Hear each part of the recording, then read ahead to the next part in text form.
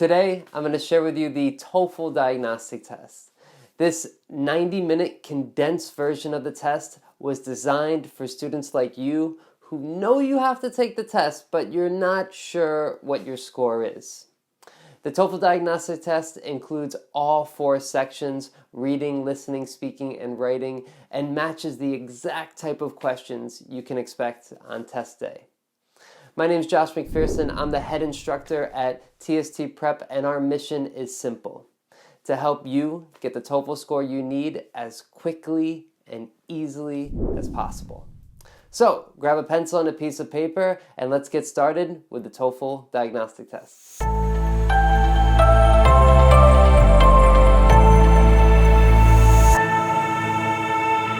Before we start, I want to encourage you guys to download the PDF version of this test, which you can find in a link in the description down there.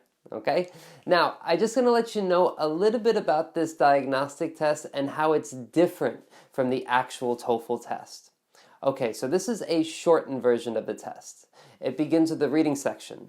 On the actual TOEFL, you have 60 minutes and 3 passages to read. For this diagnostic test, you will have 20 minutes and 1 passage to read. This will be followed by the listening section. And the listening section has 6 listening passages, and they have 34 questions in total. For this diagnostic test, you will have 3 listening passages and 17 questions in total. After that, we're followed by the speaking section. Everybody's favorite section. The speaking section in this diagnostic test includes only 3 questions, while in the actual TOEFL test they include 6. Finally, there's the TOEFL writing section, and for this diagnostic test you will only have 1 essay to write instead of 2. But that's it. Time to start. But before you do, again, I encourage you to download the PDF version of the diagnostic test and the link in the description below. And as you probably know, that the speaking and writing are hard to grade by yourself.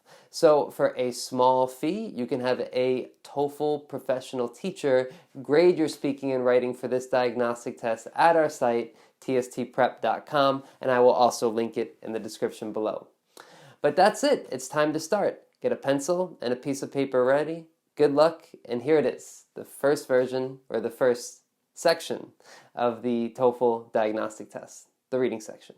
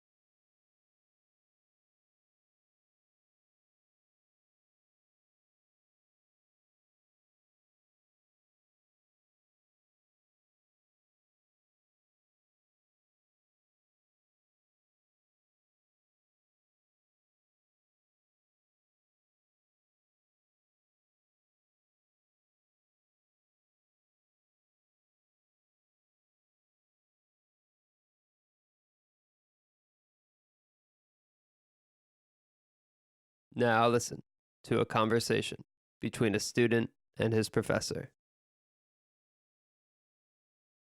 Excuse me, Professor Ellison. Yes, that's right. How can I help you? My name is Pete Druitt, and I'm taking Professor Saeed's world history class. He mentioned that you have a class next semester on the same topic, and I wanted to ask you about it. You're right that I'm teaching world history class next semester, but I'm not sure it's worth discussing. I don't mean to sound negative, but if you are in Professor Saeed's world history class this semester, you have no reason to take my class next semester. The two of us have different teaching styles, of course, but the classes are pretty much the same. Sorry, I didn't explain very clearly. I wanted to ask you about your graduate level world history class. Well, that makes sense in one respect, but I still want to clear things up. If you are in world history class, I'm guessing you're in an undergraduate, and as you know, undergraduates are not generally permitted to take grad level classes. Actually, I just wanted to talk about the reading list for your class. You see, Professor Saeed lets us choose our own topic for this end of semester assignment. I came up with an interesting topic, and I started researching it, but I couldn't find many books or articles with useful information. When I mentioned this to him, Professor Saeed said my topic was something that you cover in your class. I was hoping to see your reading list to do more focused research. Would that be possible? Oh, okay. I understand the situation now. I'd be happy to give you the reading list. There's a couple of things though. First, I had a problem with my computer yesterday, and apparently it needs a new disk drive. The IT department is handling it, but apparently they have a backlog of problems to sort out. Can I email you the list when my computer is up and running? Oh, absolutely. My assignment is not due until the end of the semester, so there's plenty of time. If you are okay, I'll send you an email later and you can just reply and attach the list when you get a chance. Great. Now, the second issue is that since it's for grad level classes, some of the books in the reading list are reserved for grad students. As I understand it, you can use those books in the library, but not borrow them. That's fine. My friends like studying in a coffee shop or at home, but I generally find those environments distracting, so I'm fine with reading in a library. Well, so that's fine. I'll send you the list as soon as I can, Peter. Thanks, Professor. Now, answer the questions. 1. Why does the student go to see his professor?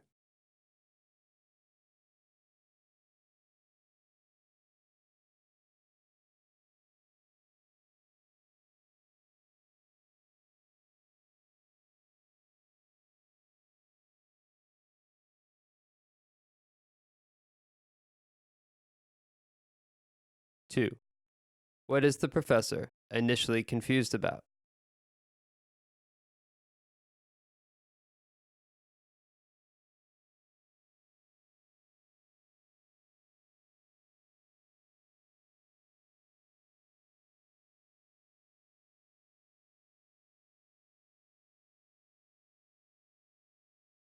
3. Listen again to part of the conversation. What does the professor mean when she says this? Well, that makes sense in one respect, but I still want to clear things up. If you are in world history class, I'm guessing you're in an undergraduate, and as you know, undergraduates are not generally permitted to take grad level classes.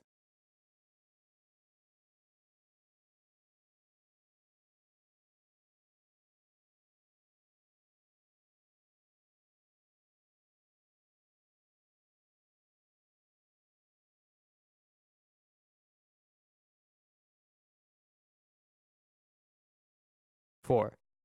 By the end of the conversation, how does the professor feel about the student's research?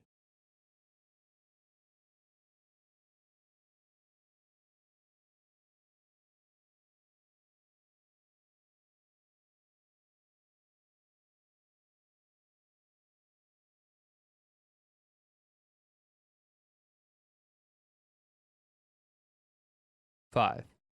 What point does the student make about his study habits?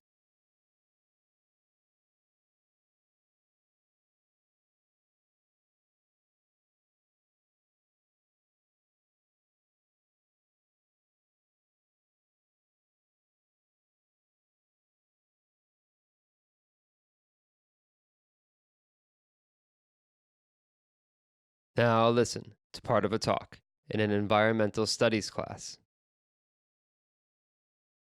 So, does anyone remember what we were discussing last class? Yes, we were talking about alternative energy sources. And you mentioned how they didn't start to become a real viable option to fossil fuels until the end of the 90s, about 20 years ago? So, today I'd like to talk more specifically about wind power, one of the more popular alternative energy options. You see, to generate electricity from wind, turbines are required. Now, these are large machines with blades that turn when wind pushes against them. This motion is converted into energy in the form of electricity. Have any of you ever seen these big kind of windmills before? Yes, I have. When I was driving to my aunt's house last year, there was a huge field of these giant windmills. They looked pretty cool. Heh, well, yeah, they definitely do have an interesting look. And more importantly, there are many benefits to using wind turbines, especially when compared to the oil and gas we use to power our everyday lifestyle. For one thing, the wind is a renewable energy source, unlike fossil fuels, which in theory we will one day run out of. Also, wind does not produce any greenhouse gases, such as carbon dioxide, and as most of you already know, carbon dioxide has been linked to climate change. Now, despite these positives, there are unintended downsides to wind turbines. To put it bluntly, they appear to kill birds. Wait, what? I never heard of that before. Well, it's true. The wind turbines are built high in the air since there is more wind the higher you go. However, these blades may also be spinning in the path of flying birds. If the birds don't see the turning blades, they may fly into them. Now, there's considerable debate about how many birds are killed by turbines in the United States annually, and estimates vary from as low as 10,000 to as high as 500,000. The real figure is undoubtedly somewhere between these two extremes. Whatever the actual figures, it's a problem that people are trying to solve. Now, one potential solution is through better design of the wind turbines. Earlier turbines had lattice blades that attracted birds and resulted in many deaths. Modern wind turbine design appears to be less dangerous. Today, there's a monopole design with three solid spinning blades. Of course, there is still a risk for the birds when flying into the blades, but this design is meant to warn birds and signal them to fly around. Other wind turbine designs have gotten rid of the blades altogether. The windstalk is one such design that is less dangerous for birds. The device has no blades. Energy is generated by more than 1,000 narrow 50-meter tall poles packed tightly together. Within each hollow carbon wire pole is a stalk of small ceramic discs, and between the discs are electrodes. These discs and electrodes are connected to a cable running up the pole. When wind causes the stalks to sway, the discs compress, generating a current. Since the stalks gently sway in the wind rather than rotating very quickly, birds are more likely to see them, and it's considered unlikely that they would collide with them. Planners of wind turbine projects are also working to reduce the risk of bird deaths. When the first wind turbines were built in California more than 20 years ago, they were simply placed in windy locations. Unfortunately, this also turned out to be a migratory route for birds. Now, legislation has been put into place that prevents wind turbines from being constructed in migratory paths. There's also a growing trend to build the wind farms offshore, in oceans or major lakes. Offshore winds are typically stronger, allowing more electricity to be generated. There are fewer birds near these water-based turbines, and therefore fewer deaths result. Some operators are turning to technology to protect bird populations. At one facility in Texas, radars are used to detect flocks of birds. If a large group of birds is approaching a wind farm, the turbines shut down, and they only restart once the birds have passed.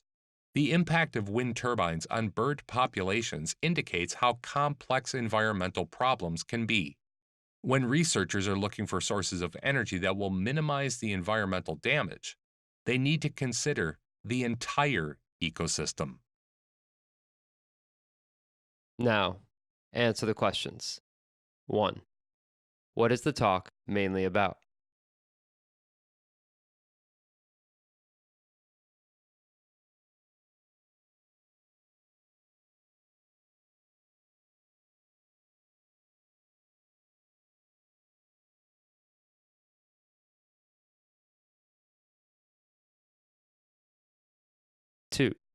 According to the professor, how many birds do wind turbines kill each year in America?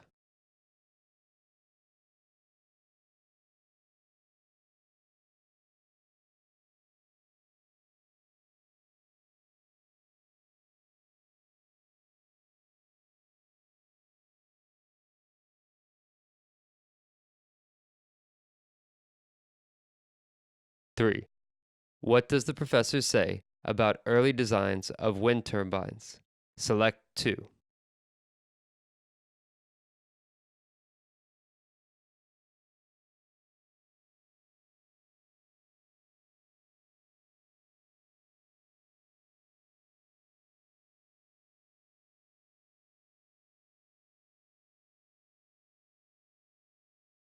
4.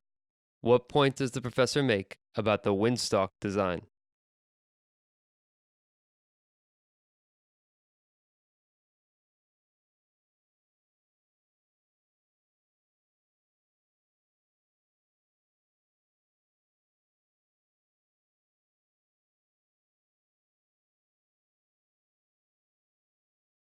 Five. What does the speaker imply about the impact of the use of wind turbines on the environment?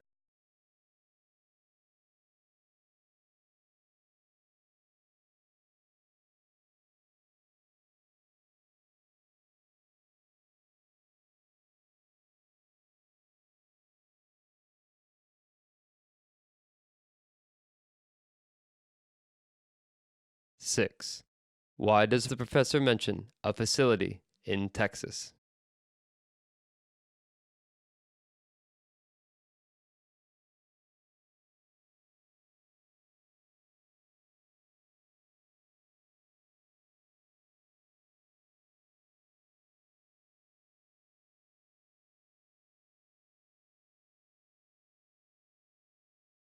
Now listen to part of a talk in an American history class.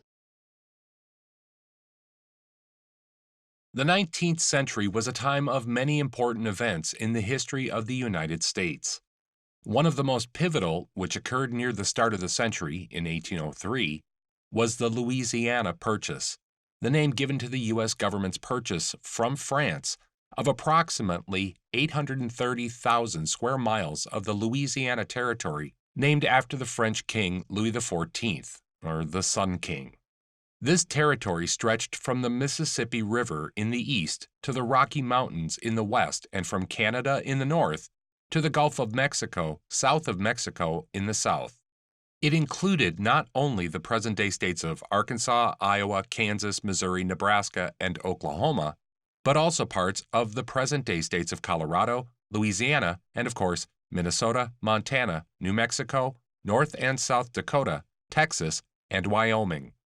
The purchase had many important implications for the U.S., not just at that time, but continuing down to the present day. Indeed, it's been described as one of the 3 most important events upon which the continental power of the modern United States is founded. So, why was the Louisiana Purchase so important? Well, for one thing, it gave the United States greater control over its own continent. For most of the second half of the 18th century, American politicians were concerned about which country controlled Louisiana. From much of that period, Louisiana was controlled by France, but after the Spanish defeated the French in the so-called 7 Years' War, from the mid-1750s to 1763, it was controlled by Spain until 1800, when the French again took control. The U.S. government wanted to get ownership of this land because it did not like having European powers controlling territory in continental North America. It also wanted access to the port of New Orleans to facilitate trade. However, it was assumed by most Americans, including Thomas Jefferson, under his presidency the purchase was actually completed, that it would be necessary to acquire this vast territory little by little. And, in fact, the U.S. government's original plan for the purchase was to just purchase the port of New Orleans and St. Jason's lands.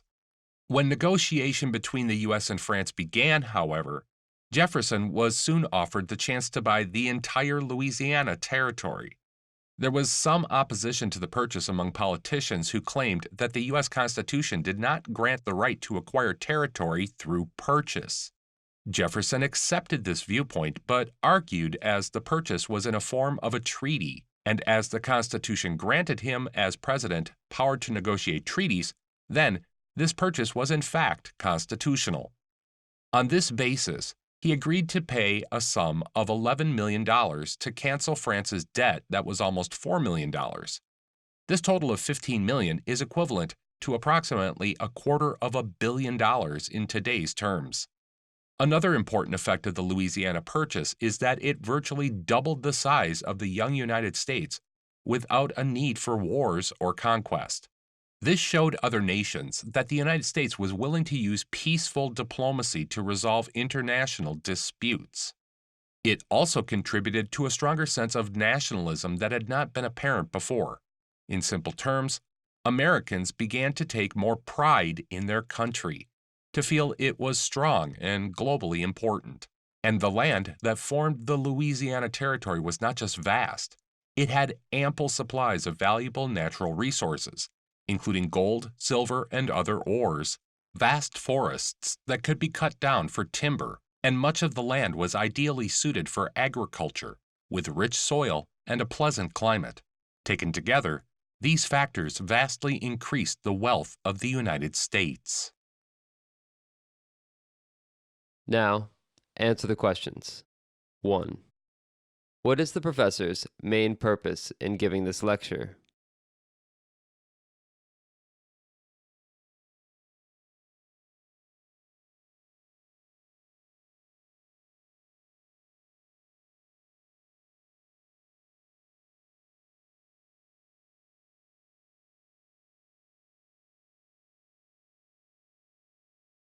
2. According to the professor, which modern-day states were wholly within the Louisiana Territory at the time of its purchase? Select 2.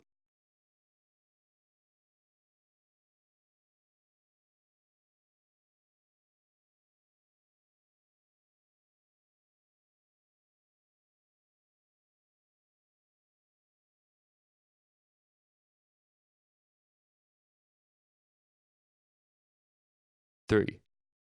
According to the lecture, why was the Louisiana Purchase important?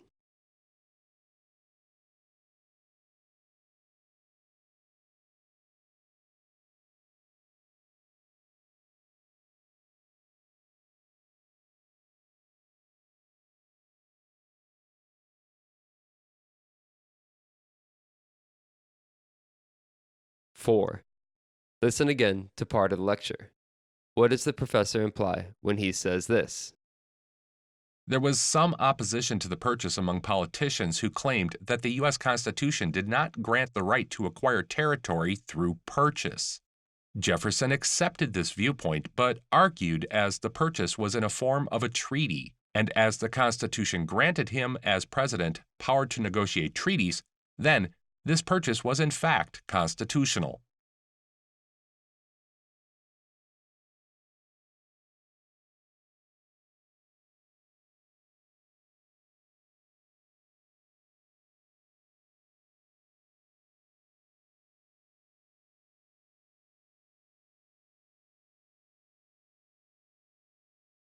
Listen again to part of the talk.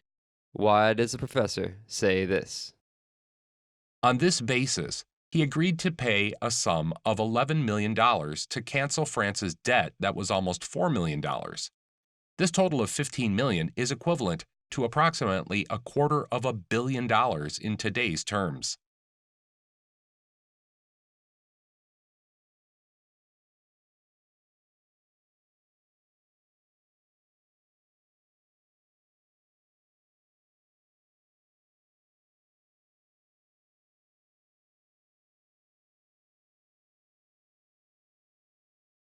Six.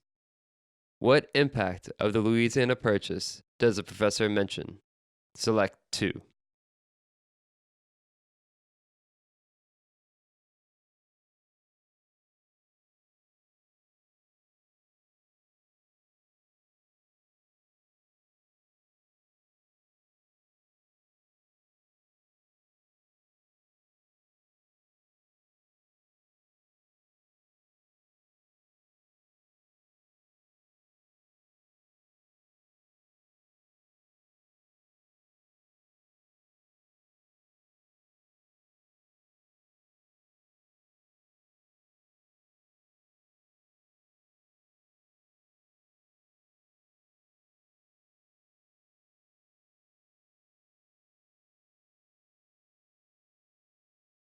Directions. You will now be asked a question about a familiar topic. After you hear the question, you will have 15 seconds to plan your response and 45 seconds to speak. You have to volunteer hours at your university library. Would you rather A. Stack books, B. Read to children, or C. Help with internet searches? You have 15 seconds to prepare your response. You can begin preparing now.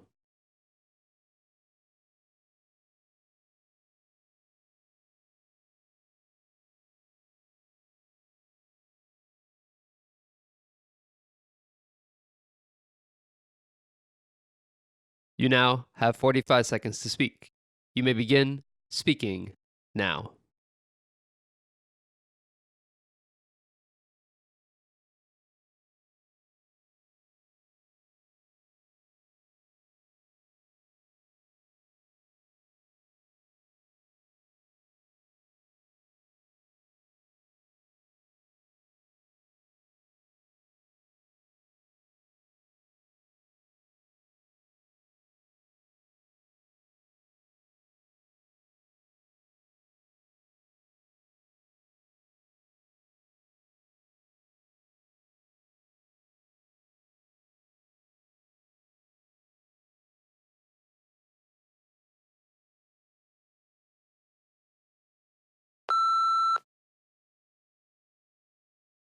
Directions. You will now read a short passage and then listen to a conversation on the same topic. You will then be asked a question about them. After you hear the question, you will have 30 seconds to prepare your response and 60 seconds to speak. Reading. You have 45 seconds to read the passage. You may begin reading now.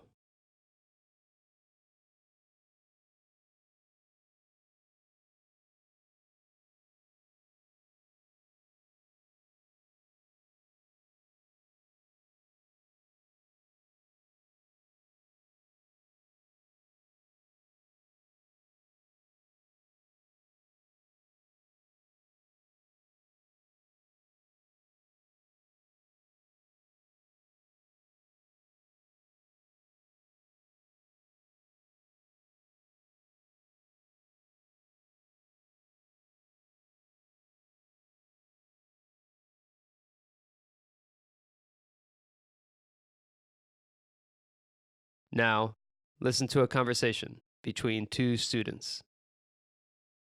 Hi, Jenny. You must be pretty pleased to hear about Coach Jepson's new role, right?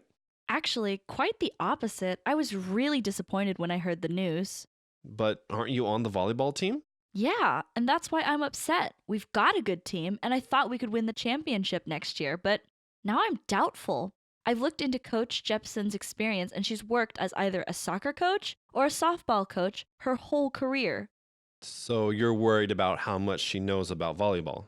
Right. I'm sure she'll learn, but I don't know how quickly. And until she does, I'm concerned she won't have the knowledge to help the team win enough games. I see your point. And I think the college is treating Coach Smith really badly, too. Coach Smith? Yeah, she's the current coach of the volleyball team. Isn't she leaving? That's the impression I got from the announcement.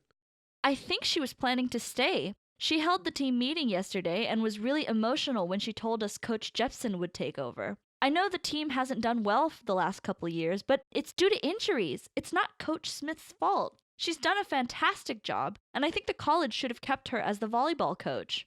That would have been the fair thing to do in my book. Now, answer the question. The woman expresses her opinion on Coach Jepson's new position. State her opinion and explain the reasons she gives for holding that opinion. You have 30 seconds to prepare your response. You may begin preparing now.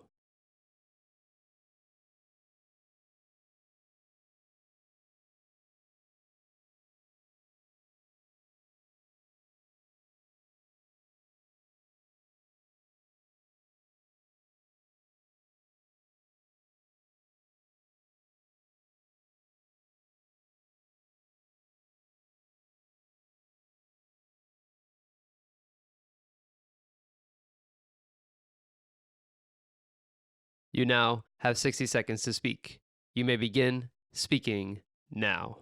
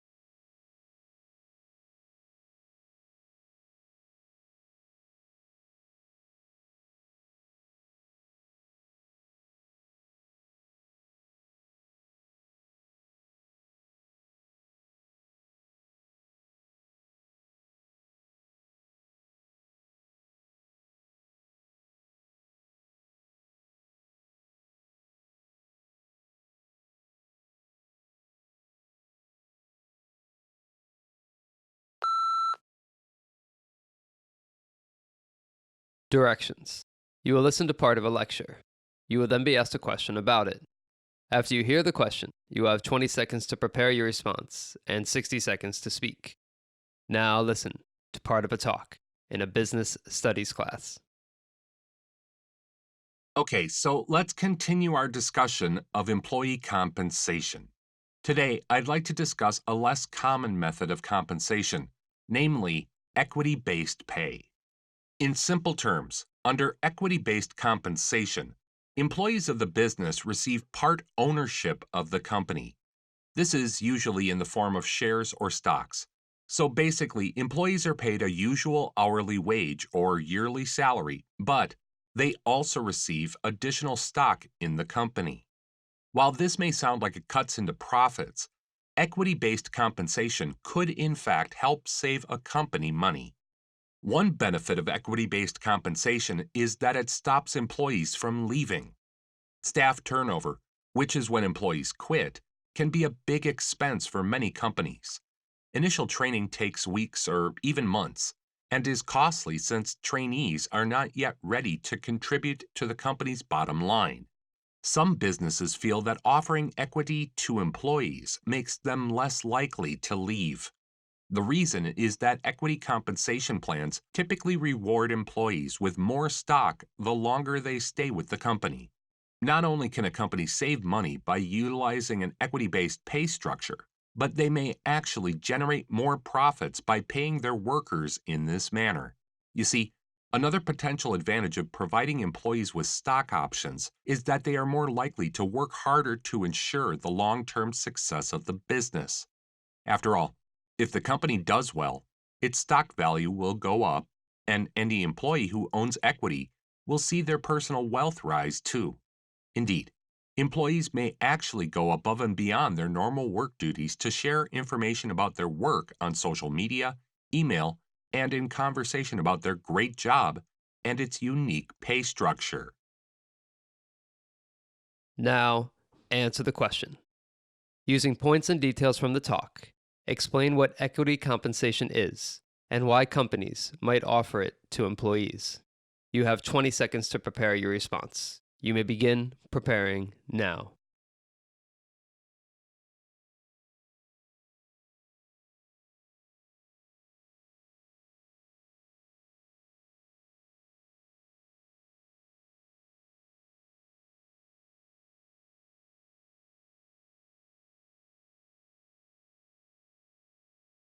You now have 60 seconds to speak.